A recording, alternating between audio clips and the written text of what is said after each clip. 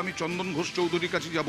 কংগ্রেসের আসন পাওয়ার ক্ষেত্রে মালদা এবং মুর্শিদাবাদে আপনারা নিশ্চয়ই সংখ্যালঘুদের ওপরে নির্ভর করে থাকেন, সেই মালদা মুর্শিদাবাদে আপনারা কোথায় থাকবেন এবার? দেখো, একটা কথা বলি, প্রথমেই তোমার এই প্রশ্নের উত্তর হচ্ছে যে শুধু সংখ্যালঘু ভোট ব্যাংক নয়, এটা থাকে একটা কনসেন্ট্রেটিং ভোট ব্যাংক। এবং তুমি খুব ভালো করে জানো যে মালদা মুর্শিদাবাদের একটা বড় অংশ হিন্দুদেরও। সুতরাং প্রশ্নটা সেখানে নয়।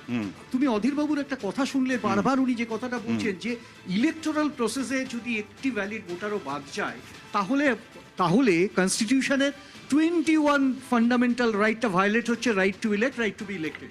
এখন যদি এদের মধ্যে কেউ প্রার্থী হতে চান, তুমি জানো, আমি এক্সাম্পলটা দিলাম ফারাক্কাতে আমাদের কি হয়েছে, ক্যান্ডিডেটকে তারপরে নামটা তুলে আলটিমেটলি রতুয়া, না এটা ফারাক্কাতে হয়েছে। আমি তোমাকে অন্য কথা বলি, এই যে সিভিক রাইট, ফান্ডামেন্টাল রাইট, সেটা ভায়োলেটেড হচ্ছে। This one point. সব থেকে বড় প্রশ্নটা হচ্ছে প্রচ্ছন্ন মদত এখানে।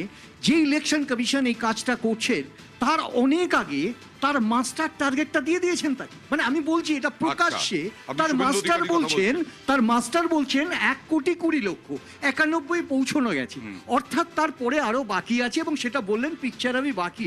তো আমার প্রশ্নটা হচ্ছে, এই কথাটা যদি একজন বিরোধী দলনেতা তার ভূমিতে দাঁড়িয়ে বলেন, ন্যারেশন ইজ ভেরি ক্লিয়ার। এখন আমি যেটা বলতে পারি সেটা হচ্ছে, এখানে শেষ করি, আমি যেটা বলতে পারি সেটা হচ্ছে যে সত্যি সত্যি নির্বাচন একটা প্রসেস যেখানে একটা মানুষও যদি ভ্যালিড ভোটার এই ভোট সিস্টেমের থেকে বাইরে যায়, তাহলে নির্বাচন আর কোয়েশ্চেনটা ডিরেক্টেড ওদিকে। আমাকে বলতে দাও। আমি তোমাকে একটা কথা পরিষ্কারভাবে বলি, এই আশঙ্কার কথা আমরা প্রথমেই বলি। কমিউনিটি, সব থেকে বড় কমিউনিটি কি এখানে? রাজবংশী।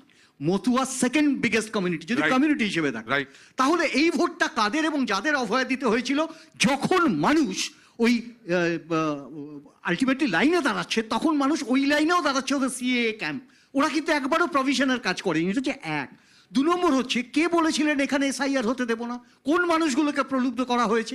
মানে তুমি যদি একটা জিনিস দেখো কিরকম আই ক্যাচিং বা আই শ্যাডো তৈরি হয়ে যাচ্ছে, একটা জিনিস পরিষ্কার হয়ে যাচ্ছে যে বাইনারি যে সেটের কথা চন্দন বলছিল, অ্যাবসলিউটলি তুমি যেভাবেই যাও, ইদার ওইদিকে না হলে তুমি এদিকে।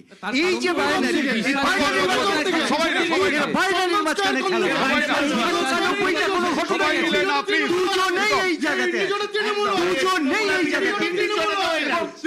এবং মানুষকে বিভ্রান্ত করছে, সেখানে যেন অন্য ইস্যুগুলো না বাস্তব দুর্নীতি।